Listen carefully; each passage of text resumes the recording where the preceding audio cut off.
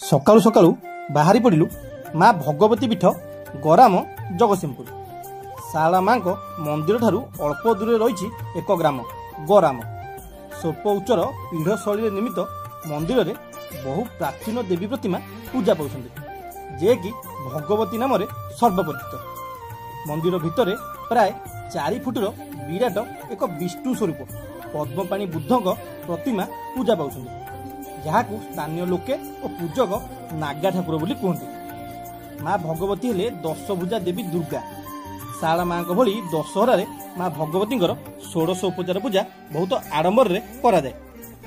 भगवती कृपा स्थानीय लोकों मुखर स्पष्ट जानी हुए कहुए नागा ठाकुर पाखे कौन मानसिक कर गंजेई जाते तुरंत मनस्कामना पूर्ण हुए लोकंर प्रबल भरसा रही।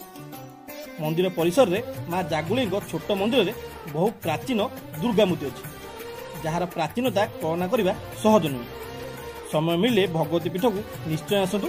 Full video bio YouTube link अच्छी जाई देख पारे।